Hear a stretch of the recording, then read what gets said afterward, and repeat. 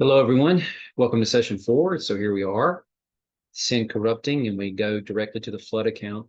We're not going to be spending any more time on the flood account than this. Right after this, we're going to be jumping into the Tower of Babel story. So there's a lot in these 3 chapters to unpack, and we're only focusing on Genesis 6. So I would encourage you to incorporate as much material from chapters 6 through 9 as you feel led to, as I'm trying to do here for you. So what I want to do here is juxtapose the creation sequence versus this, what I'm calling the decreation and recreation sequence. Under this title here, Boxing Up Eden, notice that, Boxing Up Eden to unpack it after the flood, because that's essentially what we have here, is we have a complete tearing apart of everything God did in Genesis 1 and 2, and he is doing it all over again, except not with a mountain and garden temple with king, priest inside it, but mountains and newly ordained king priest to then go and fill the earth as the original was supposed to. So the sequence moves from left to right on the screen. First purple block here is we see that God took a man, planted him in the garden to work it,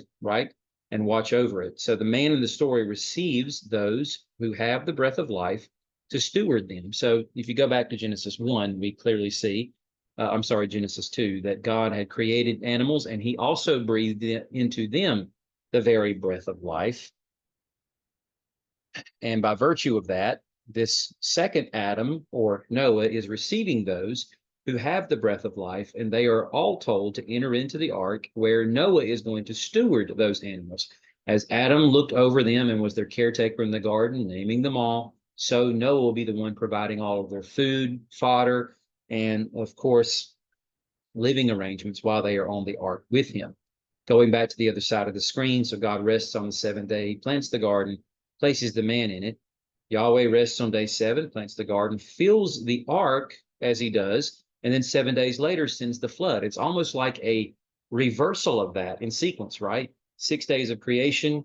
Genesis 2 begins with God capping it all off with the 7th day he hallows to make holy, calling it the Sabbath, and he rests. And then we go into this account where he plants a garden and puts the man in it that he made outside the garden. But here we have God putting all of them inside the ark, waiting for 7 days, and then the flood comes. I'll do one more of these, and then I'm going to go to that black block in the middle. So here we have, let's go to the last purple block. Eden, the garden of God on the holy mountain of God, coming from Ezekiel 28.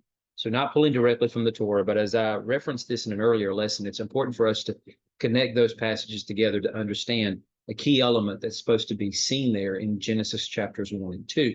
So here we have the garden temple there in Ezekiel 28 and also Genesis 1 and 2, but we have a floating Eden in the ark itself. So when I say floating Eden, just picture it, if you will.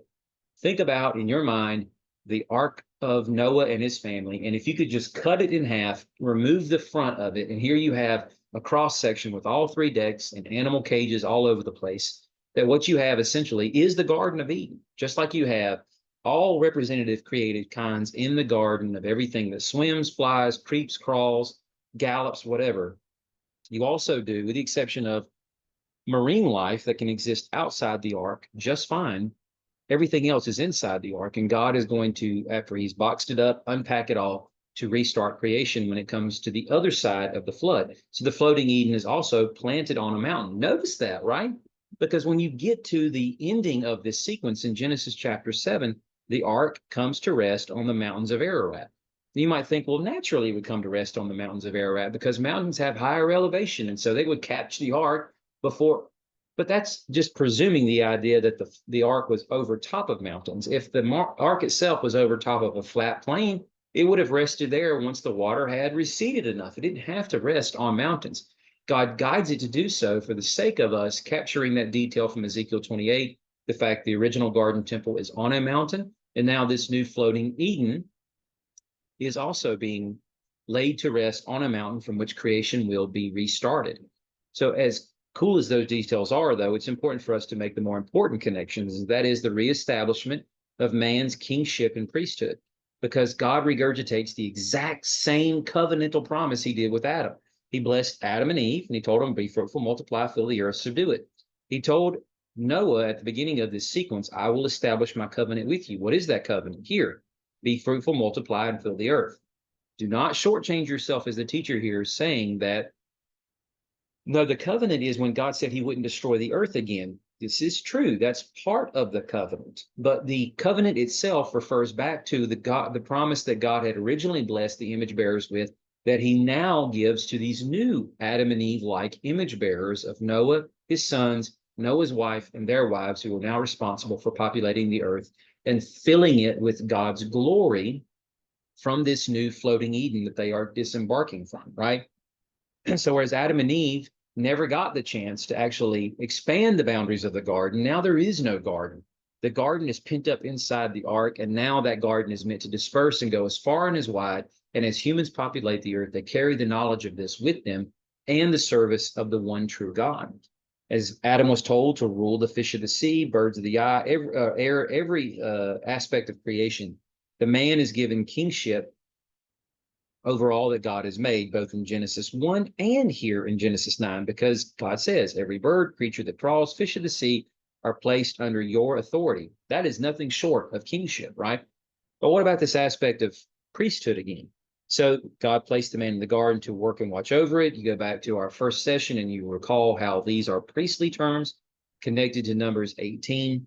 We see also that the man here in this Genesis 9 account is exercising priestly role or a priestly role, as I referred back to in our last session of Genesis 4 and Cain and Abel exercising priestly roles in their votive offerings they gave unto Yahweh. So here Noah is building an altar and offering burnt offerings of the clean animals unto Yahweh.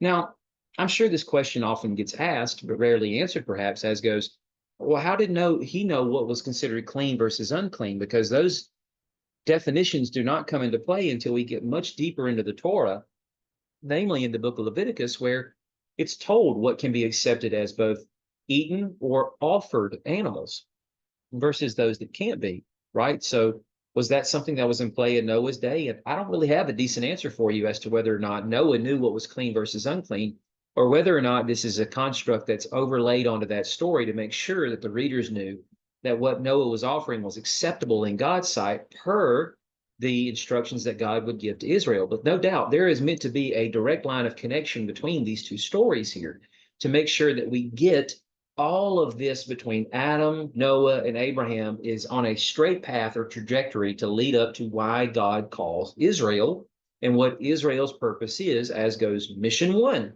So that's the takeaway from all this, the big so what, and that is this: the reestablishment of man's kingship and priesthood. God will have his Eden. God will have his king priest that's going to fill the earth with his glory. And he intends to use image bearing human beings to do that, whether we really want to or not, in the sense that there will be those who want to, and he is going to use them, and he will disperse with all those who do not want to. So we need to make sure we are capturing this, because this theme is replete throughout Scripture. It litters many books in the New Testament. It's the very thing John is capturing in Revelation 1:7, who has made us a kingdom of priests to rule with our God, and how the book itself ends with respect to a temple city coming down out of heaven that is meant to bring the glory of God's space to unite it with man's space, and the two become fused as one. And God has his Eden, now pictured as a city that covers all of this created space that man dwells upon and rules with him from, right? So it's a huge theme that we have to make sure our students are getting. So thanks for listening. See you in the next session.